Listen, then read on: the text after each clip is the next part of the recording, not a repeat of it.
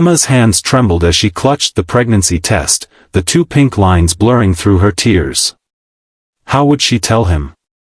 The same man who now controlled her career, who had no idea that their single night of weakness had created a life.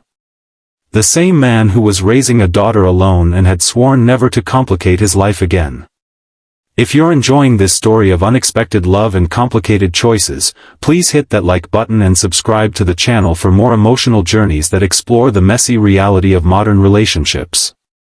The elevator doors slid open with a soft ping, and Emma Chen stepped onto the executive floor of Meridian Publishing, her stomach in knots.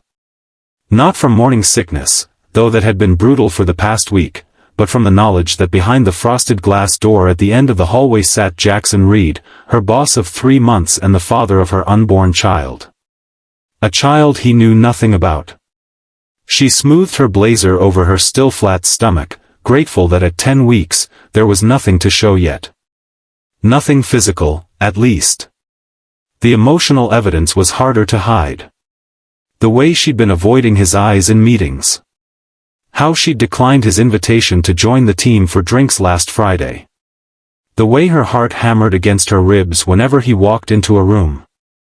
"Morning, Emma," called Tara from reception. "He's waiting for you." "Quarterly projections meeting, right?" Emma nodded, forcing a smile. "Right. Just me and him?"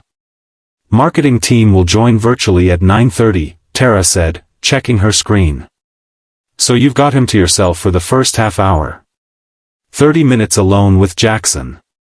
30 minutes to either tell him the truth or continue the charade that they were nothing more than boss and employee, not two people who had shared an unforgettable night before he was hired as the new publishing director, before either of them knew they'd be working together."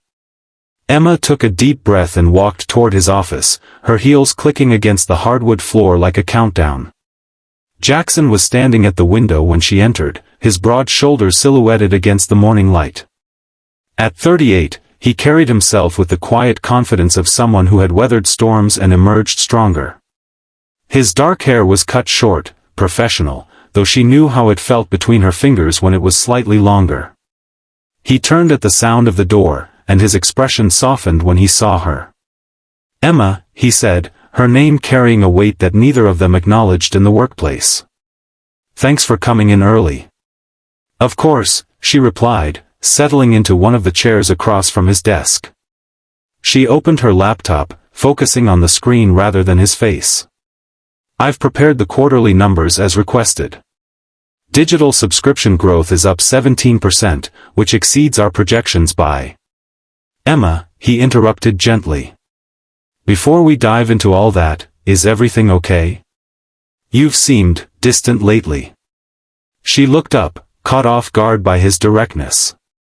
His eyes, those same deep blue eyes that had looked into hers with such intensity that night, were now filled with genuine concern. "I'm fine," she said automatically. "Just busy with the new literary fiction launch." Jackson studied her for a moment longer before nodding. "All right. But you know my door is always open if you need to talk. About anything." If only he knew what anything entailed. Emma swallowed hard and nodded. "Actually," she began, her voice barely above a whisper, "there is something." The phone on his desk rang, cutting her off. Jackson held up a finger, apologetic, and answered. "Reed speaking."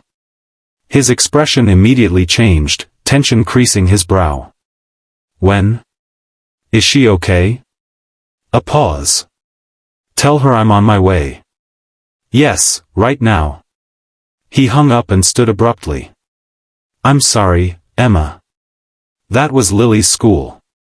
She fell during recess and might have broken her arm. I need to go." Lily. His 8-year-old daughter. The little girl who had lost her mother to cancer 3 years ago and who, according to office gossip, was the center of Jackson's universe. "Of course," Emma said, closing her laptop. "Go. We can reschedule." Jackson was already grabbing his coat. "Thank you. Can you let the marketing team know? I'll call in when I know more."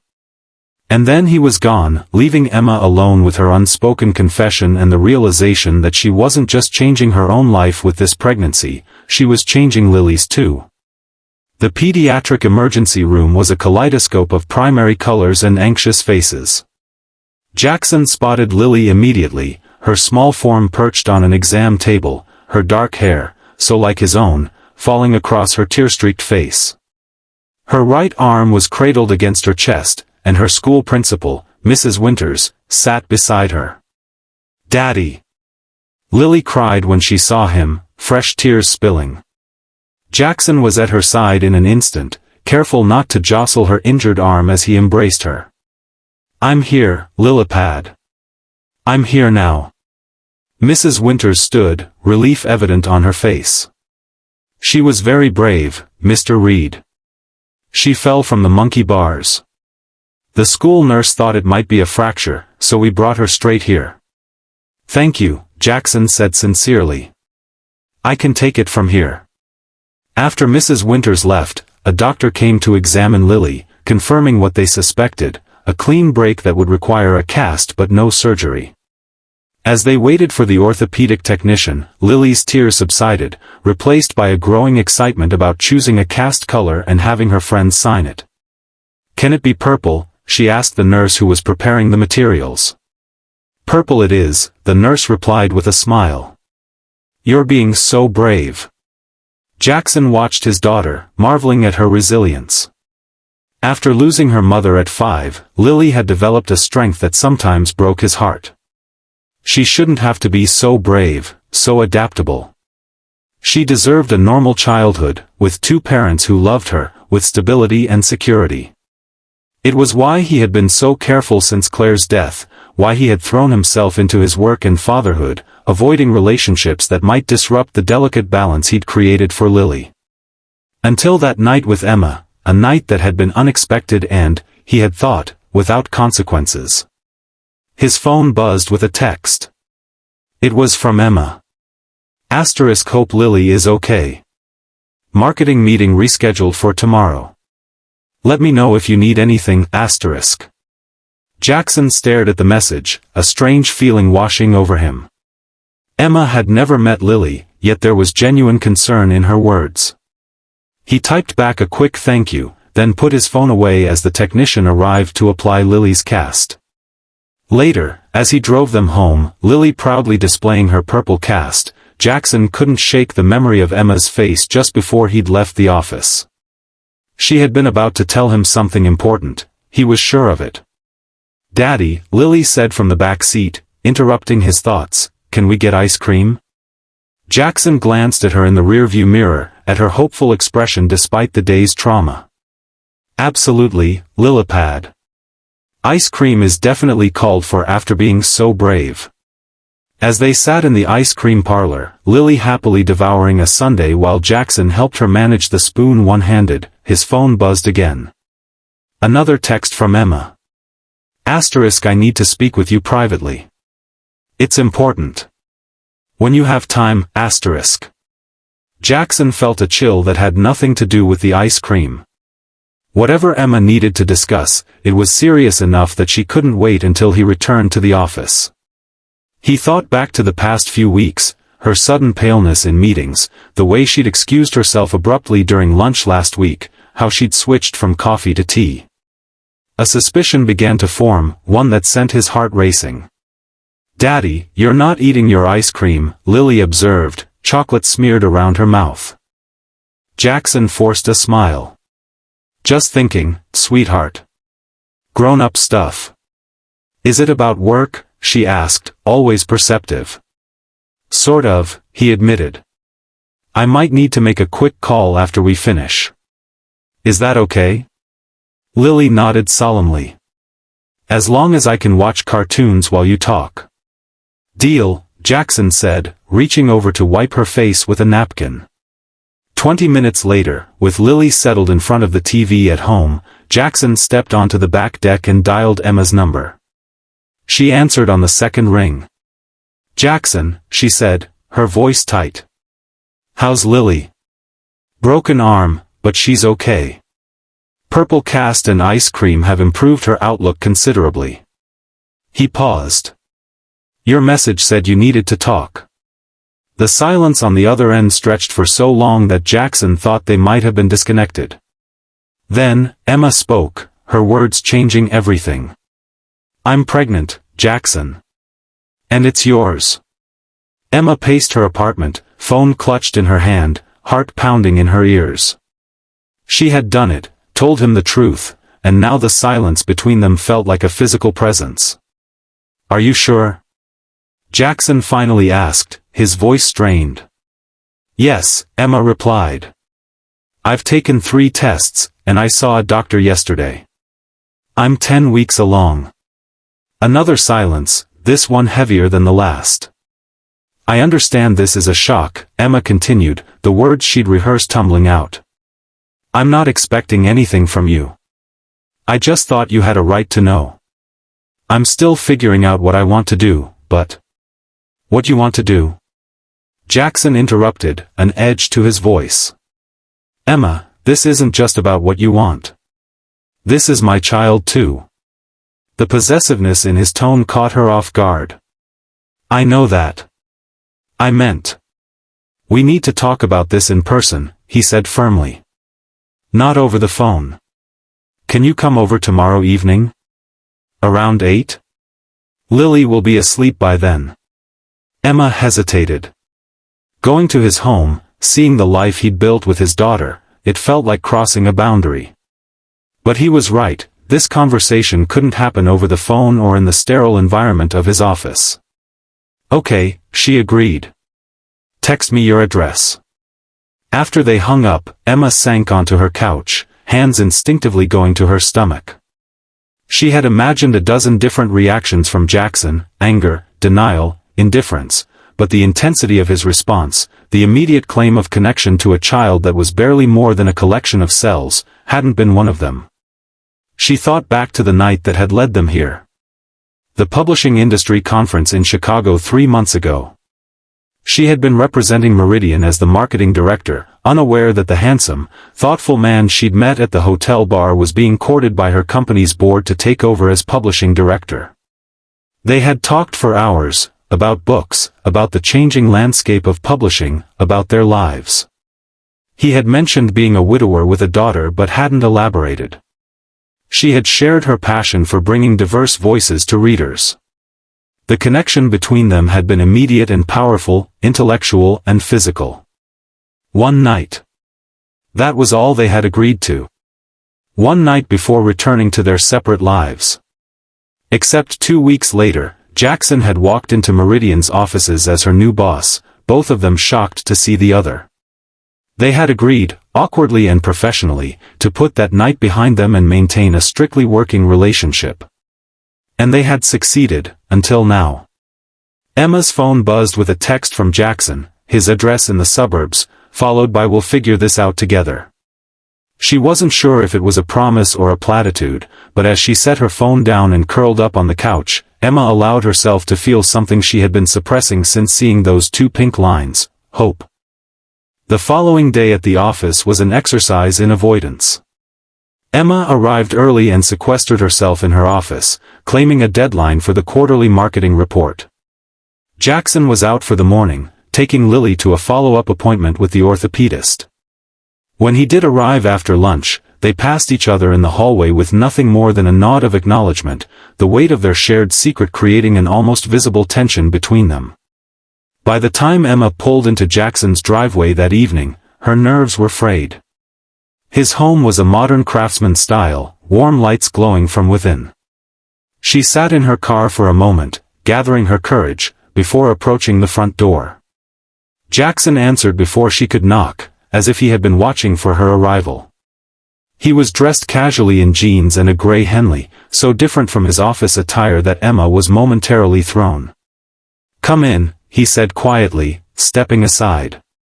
The interior of the house was just as she might have imagined, tasteful but comfortable, with evidence of Lily's presence everywhere, a child-sized backpack hanging by the door, colorful artwork framed on the walls, a stack of board games on a shelf.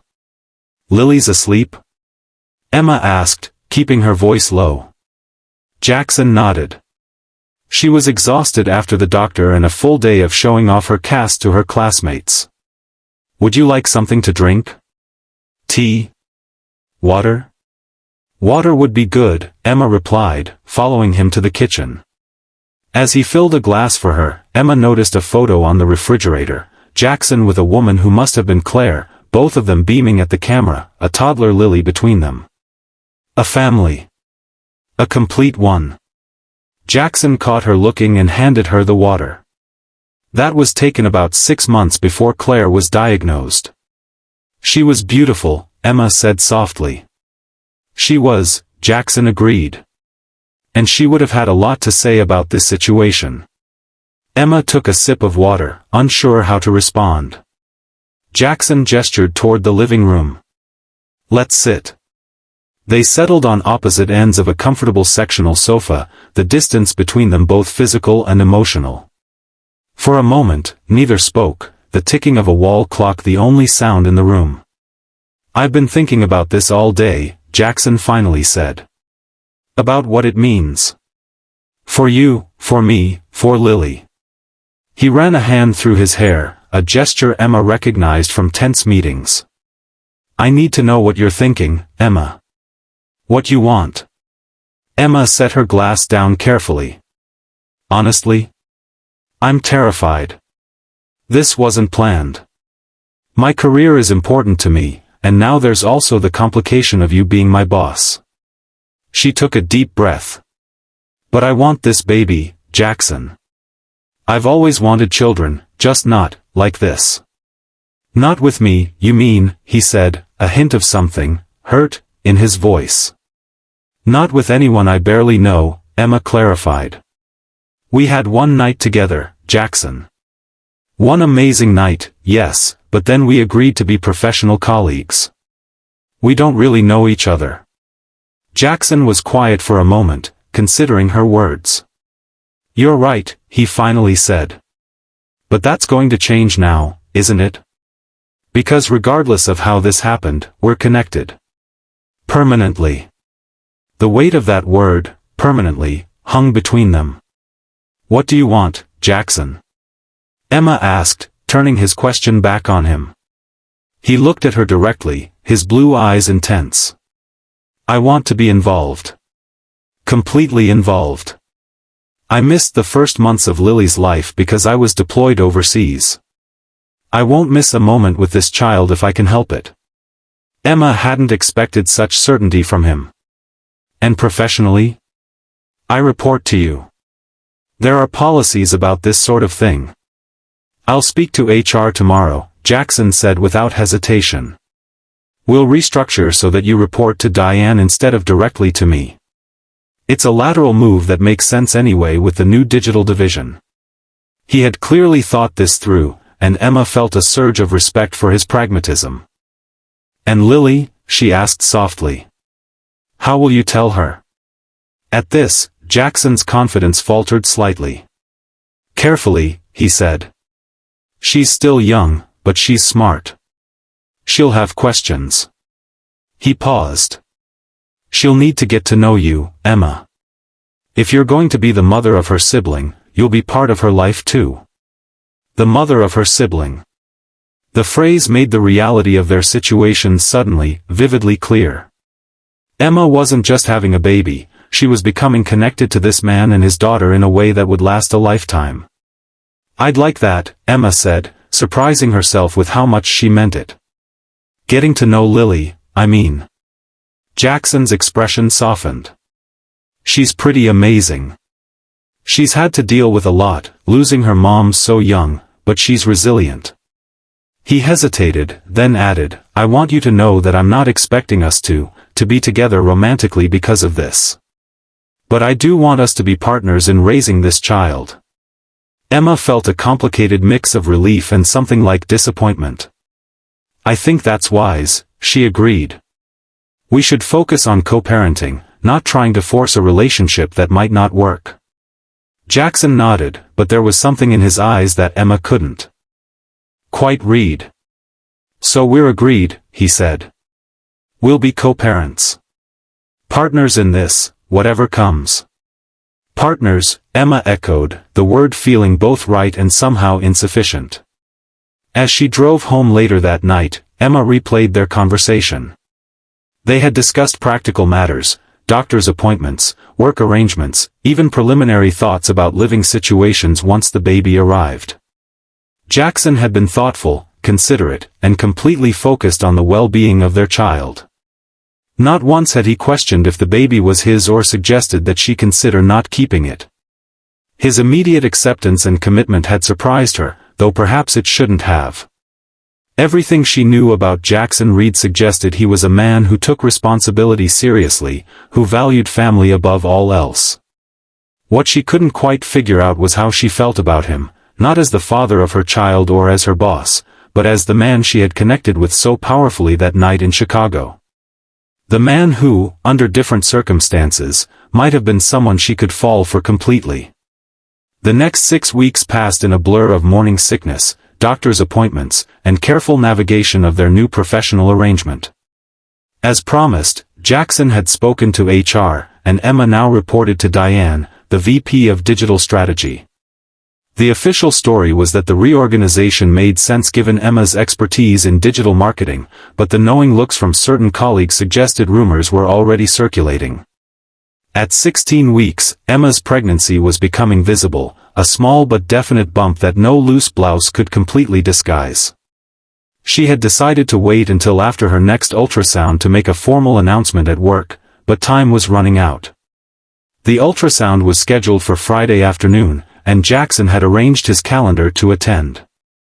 It would be his first time seeing their baby, though Emma had shared the grainy printout from her 12-week scan. Nervous, he asked as they sat in the waiting room of the maternal-fetal medicine practice. Emma nodded. A little. This is the one where they can tell more about everything. Development, anatomy, and whether it's a boy or a girl, Jackson finished. Do you want to know? I think so, Emma said. It makes planning easier. What about you? Jackson smiled, the first genuine smile she'd seen from him in days. I knew with Lily. Claire couldn't wait to find out. But there's something special about the surprise too. He shrugged. I'm happy either way. Emma Chen, a nurse called, and they both stood. The ultrasound room was dimly lit, the technician friendly and efficient as she prepared Emma for the scan. Jackson sat in a chair beside the examination table, close but not touching her, maintaining the careful distance they had established. Okay, let's see this little one, the technician said, moving the wand across Emma's gel-covered abdomen. The room filled with a rapid whooshing sound, the baby's heartbeat, and Jackson inhaled sharply. Strong heartbeat, the technician commented, smiling. That's what we like to hear. Emma turned her head to look at Jackson and was startled by the emotion on his face. His eyes were fixed on the screen, where the black and white image of their baby was coming into view. There's the spine, the technician pointed out, and the head. Good size for 16 weeks. Let me take some measurements. As the technician worked, capturing images and taking measurements, Emma couldn't look away from Jackson. He was completely transfixed, his expression a mixture of awe and something deeper, more profound. Would you like to know the sex? The technician asked, looking between them. Emma glanced at Jackson, who nodded almost imperceptibly. Yes, Emma said. We would. The technician moved the wand, searching for the right angle. Let's see if this little one wants to cooperate. Ah, there we go. Congratulations, you're having a girl. A girl. Emma felt tears spring to her eyes, unexpected emotion washing over her. Beside her, Jackson made a sound that might have been a laugh or a sob. A sister for Lily, he said softly, and for the first time since that night in Chicago, he reached for Emma's hand, squeezing it gently. The technician printed several images for them, pointing out features, tiny hands, the curve of a cheek, the perfect outline of their daughter's profile. By the time they left the office, Emma felt a shift between them, as if seeing their child together had broken through some of the careful formality they had maintained. In the parking lot, Jackson stopped beside her car. "Thank you," he said simply. "For what?" Emma asked, confused. "For letting me be part of this," he replied. "For handling all of this with such grace." He hesitated, then added, "Would you like to come over for dinner tomorrow? To meet Lily? I think it's time." Emma felt a flutter of nervousness. "Are you sure she's ready?" "I told her about the baby last week," Jackson admitted. "Not everything, just that Daddy has a friend who is going to have a baby, and that baby will be her sister. She has questions, of course, but mostly she's excited about not being an only child anymore." "A friend," Emma repeated, testing the word. Jackson looked at her directly. "For now, that's the simplest explanation for her. But I won't lie to her, Emma. As she gets older, she'll understand more." Emma nodded, appreciating his honesty. "Then yes, I'd like to come to dinner." "What time?" 6. "And don't bring anything. Just yourself." As Emma drove home, the ultrasound images safely tucked in her purse, she realized that tomorrow would mark another significant step in this unexpected journey. Meeting Lily meant acknowledging that their lives were now intertwined in ways that went beyond a professional relationship or even co-parenting. They were becoming, in some undefined way, a family. Lily Reed was a miniature version of her father, with the same dark hair and serious blue eyes, though hers were framed by purple glasses that matched her cast. She stood slightly behind Jackson when he opened the door, studying Emma with undisguised curiosity. "Lily, this is my friend Emma," Jackson said gently. "Emma, this is my daughter, Lily." Emma crouched down to Lily's level, smiling warmly. "It's very nice to meet you, Lily. Your dad has told me so much about you." Lily tilted her head, considering. "Are you the one having the baby?" Emma nodded, appreciating the child's directness. "Yes, I am." "Your dad told you about that?" "Uh-huh. He said the baby is going to be my sister and that you and him made it together." Lily's brow furrowed slightly. "But you don't live with us." Jackson cleared his throat. "Remember what we talked about, Lilipad? About how families can look different?" Lily nodded solemnly. "Like how Zoe has 2 moms, and Tyler lives with his grandma." "Exactly," Jackson said, relief evident in his voice. "Now, why don't we go inside? Dinner's almost ready." The evening was less awkward than Emma had feared. Lily was curious and talkative, asking Emma questions about her job, "Do you read books all day?" her apartment, "Do you have a swimming pool?" and, most importantly, the baby, "Can she hear me if I talk to your tummy?"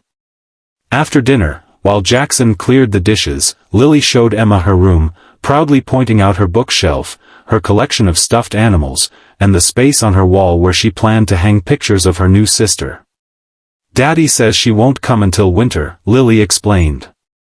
"After my birthday but before Christmas." "That's right," Emma confirmed. "She'll be here in December." Lily considered this information. "Will you live with us then? So the baby can be here all the time?" The innocent question caught Emma off guard.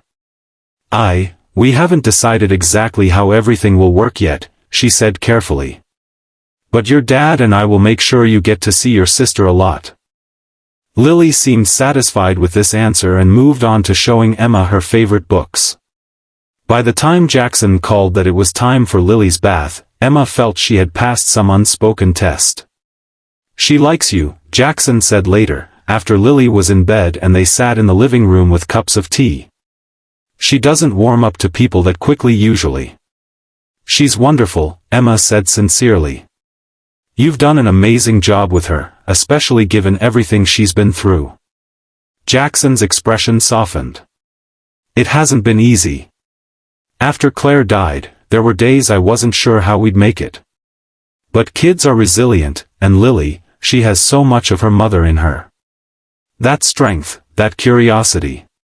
"She asked if I'd be living here when the baby comes," Emma said, watching his reaction carefully.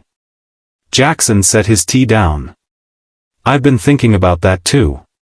Not necessarily living together, but logistics. You live in a one-bedroom apartment in the city.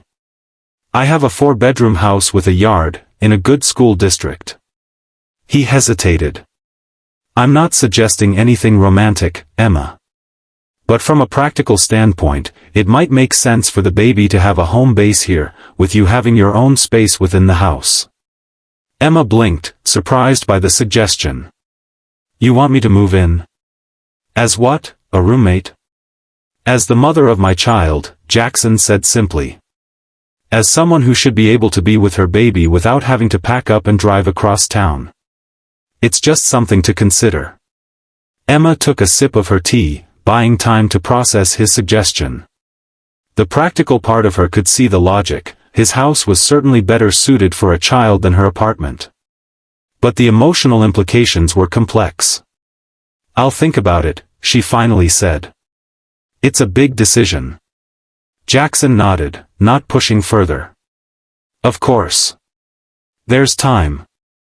But as the weeks passed and Emma's pregnancy progressed, time seemed to accelerate. At work, their professional relationship continued smoothly, though Emma was aware of the whispers that followed them. She had made her pregnancy public after the 16-week ultrasound, and while she hadn't named Jackson as the father, the timing of their reorganized reporting structure had led to inevitable speculation. Jackson, for his part, neither confirmed nor denied the rumors, focusing instead on his work and on preparing for the baby's arrival. He attended every doctor's appointment, asked thoughtful questions, and began converting one of his spare bedrooms into a nursery, consulting Emma on colors and furniture. Emma found herself spending more time at his house, getting to know Lily better and discussing plans for the baby. The more time she spent there, the more she could envision herself fitting into their lives, not just as the mother of Lily's sister but as something more. And then, at 24 weeks, everything changed. The pain started in the middle of the night, sharp and insistent. Emma sat up in bed, hands going to her swollen belly, fear gripping her heart. It was too early, much too early. She called her doctor's emergency line, then Jackson, her voice tight with panic. "I'm coming," he said immediately. "Don't move. I'll be there in 15 minutes." It was the longest 15 minutes of Emma's life, sitting on the edge of her bed, counting the seconds between pains, trying to stay calm for the baby's sake. When Jackson knocked on her door, she nearly cried with relief. He took one look at her face and was in action, helping her to her feet, grabbing the hospital bag she had packed just days earlier, just in case, guiding her carefully to his car. "Where's Lily?" Emma asked as he drove, faster than was strictly legal. "With Mrs. Abernathy next door. She was already awake, insomnia. She'll stay until my sister can get there." His voice was calm, but his knuckles were white on the steering wheel. "How far apart are the pains?" "About 7 minutes," Emma said, wincing as another contraction began. "It's too early, Jackson. She's not ready." "Modern medicine works miracles," he said firmly. "Let's just get you to the hospital." The emergency room was a blur of activity, nurses, doctors, monitors beeping. "Preterm labor," they said. They would try to stop it, give the baby more time to develop. Emma was admitted and given medication to halt the contractions, steroids to help the baby's lungs mature just in case. Jackson never left her side, holding her hand through each contraction, speaking in low, soothing tones, his fear visible only in the tightness around his eyes. By morning, the medication had taken effect, the contractions slowing and then stopping. The doctor, a kind-faced woman with gray-streaked hair, came to check on Emma. "The good news is we've stopped the labor for now," she explained. "But you're at high risk for it starting again. I'm putting you on strict bed rest for the remainder of your pregnancy." "Bed rest?" Emma repeated, the implication sinking in. "But my job, my apartment, I live alone." The doctor shook her head. "You'll need someone with you, Miss Chen. You can't be alone, and you can't be up and about. The goal is to keep this baby inside you for as long as possible, ideally at least another 10 weeks. After the doctor left, Emma turned to Jackson, who had been quiet during the examination. I can't ask my parents to come from California for months, she said, her mind racing. And I can't afford a home health aide. I don't know what to do. Jackson took her hand, his expression resolute. You're coming home with me, he said, in a tone that brooked no argument. We already have the nursery half set up. We'll convert it temporarily for you, and I'll take the guest room. Lily and I will take care of you. Jackson, I can't impose like that. You have Lily to think about, and your job. Emma, he interrupted gently, this isn't an imposition. This is our daughter we're talking about. And Lily will be thrilled to have you there. He squeezed her hand. Let me do this. Let us do this. Please. In the face of his certainty, Emma's resistance crumbled. She was scared, for herself, for the baby, and the thought of facing this alone was overwhelming. Okay, she whispered. Thank you. 2 days later, Emma was settled in Jackson's house, in what had been intended as the nursery but was now a comfortable bedroom for her, complete with a hospital-grade bed that could be adjusted for comfort, a television, and bookshelves within easy reach. Jackson had arranged for a leave of absence for her from Meridian, assuring her that her job would be waiting when she was ready to return. Lily, far from being put out by the disruption, had appointed herself Emma's official helper, bringing her water, selecting books for her to read, and talking to the baby through Emma's belly. She can hear me now, right? Lily asked, her small hand resting on Emma's stomach. She can, Emma confirmed. And she knows your voice. When she's born, she'll recognize it. Lily beamed at this information. I'm telling her all about her room and her toys and how Dad and I are going to teach her to swim next summer. Emma smiled, touched by the child's enthusiasm. That sounds wonderful. Jackson appeared in the doorway, watching them with an expression Emma couldn't quite read. Dinner's ready, Lillipad. Why don't you go wash up, and I'll bring a tray for Emma. After Lily scampered off, Jackson entered the room, sitting carefully on the edge of Emma's bed. How are you feeling? Physically? Okay. The medication makes me a little drowsy. Emma adjusted her position slightly. Emotionally? I'm still processing all of this.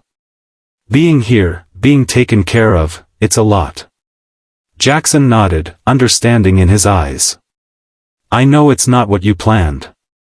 You're used to being independent, in control of your life. It's not just that, Emma admitted. This feels like playing house, Jackson. Like we're pretending to be a family when we're not. And I'm afraid of what happens after the baby comes, when I don't need to be on bed rest anymore.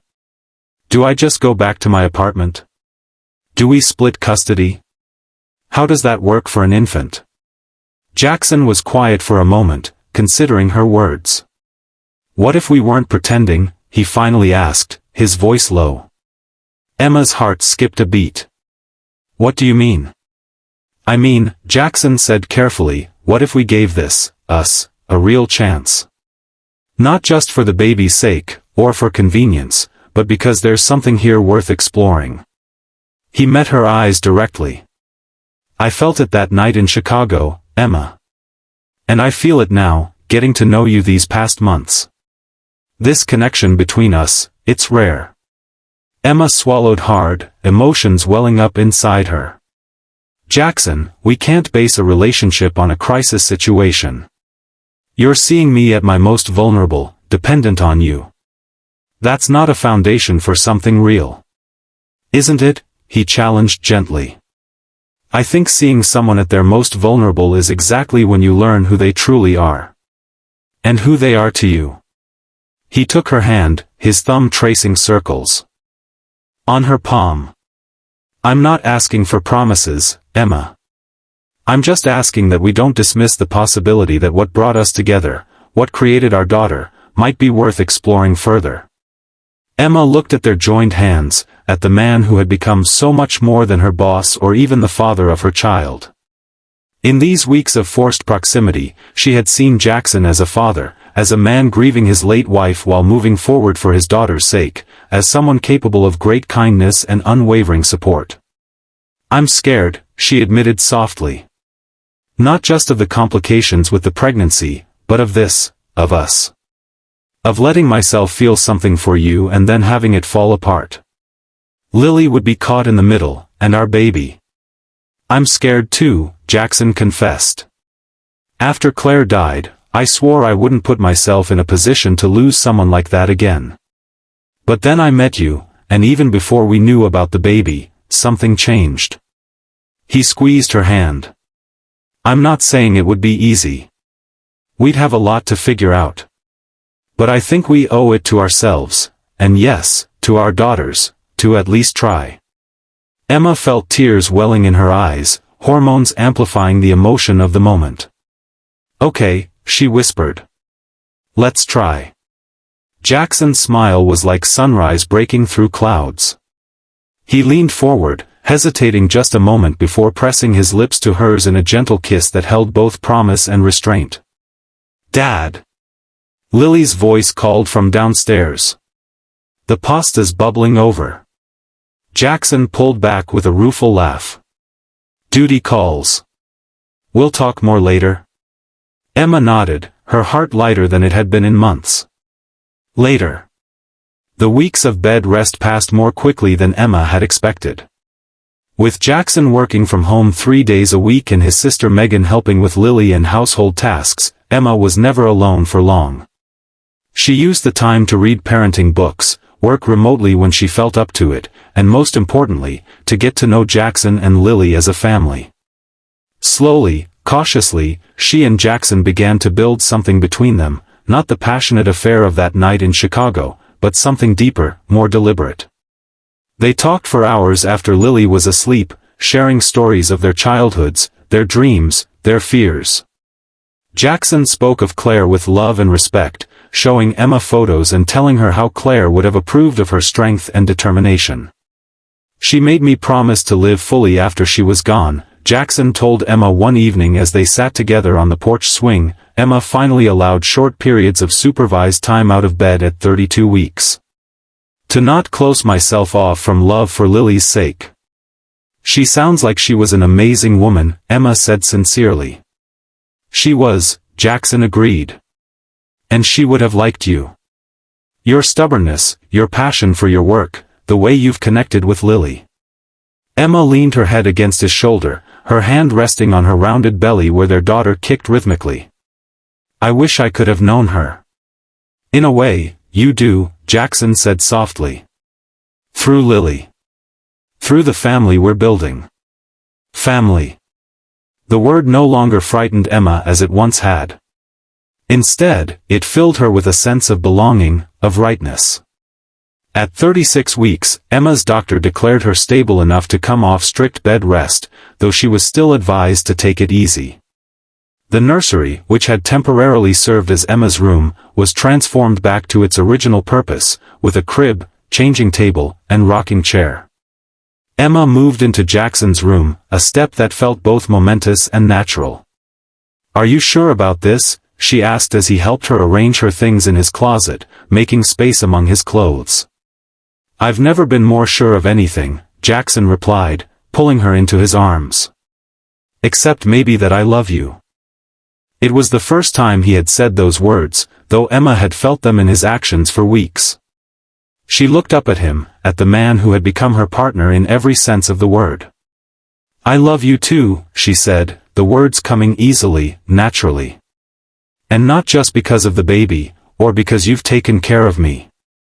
I love you for who you are, Jackson Reed." His kiss was tender, full of promise and future. 2 weeks later, their daughter arrived, not in a dramatic rush to the hospital, but in a planned, calm induction. Sophia Claire Reed entered the world at 7 pounds, 3 ounces, with a head of dark hair and her father's blue eyes. As Emma held her daughter for the first time, with Jackson beside her and Lily perched carefully at the foot of the hospital bed, she marveled at the journey that had brought them here. From a single night of connection to a family bound by love and choice. "She's perfect," Lily whispered, reaching out a finger for her sister to grasp. "Can I hold her?" "Of course," Emma said, watching as Jackson carefully transferred the newborn to her big sister's waiting arms, supporting them both. The sight of Jackson with his daughters, one born of his first love, one born of his new beginning, filled Emma's heart to bursting. This was not the life she had planned, not the family she had imagined, but it was more beautiful, more real than anything she could have dreamed. 6 months later, on a spring evening with cherry blossoms drifting in the breeze, Jackson proposed in the backyard of what had become their home. Lily held Sophia, both girls dressed in matching floral dresses, as their father knelt before Emma. "You came into our lives unexpectedly," he said, his voice steady despite the emotion in his eyes. "What started as a single night became the beginning of our forever. Will you marry me, Emma? Will you make official what we already know in our hearts, that we're a family?" With tears in her eyes and their daughters watching, Emma gave the only answer that made sense: yes. Their wedding was small and intimate, held in the same backyard a year to the day after Sophia's birth. Lily, now 10, served as both flower girl and junior bridesmaid, proudly walking down the aisle ahead of Emma. Sophia, a toddling 1-year-old, was carried by Jackson's sister, rose petals clutched in her chubby fist. As Emma and Jackson exchanged vows, promising to love and cherish each other and the family they had created, Emma thought of how far they had come from that conference in Chicago, from the shock of her pregnancy announcement, from the fear and uncertainty that had marked the beginning of their journey. Life rarely followed a straight or expected path. Sometimes it took detours and unexpected turns. Sometimes what seemed like a complication became the greatest blessing. And sometimes, a single night could change everything, leading to a love story more beautiful than either of them could have imagined. As Jackson kissed his bride, their daughters clapping and the gathered friends and family cheering, Emma knew that this man, these children, this life, was exactly where she was meant to be. If you enjoyed this emotional journey of unexpected love and family, please hit that like button and subscribe to the channel for more stories that explore the beautiful complexity of modern relationships. Remember that sometimes life's biggest surprises lead to our greatest joys, and that family isn't always what we plan, it's what we build together, one day at a time.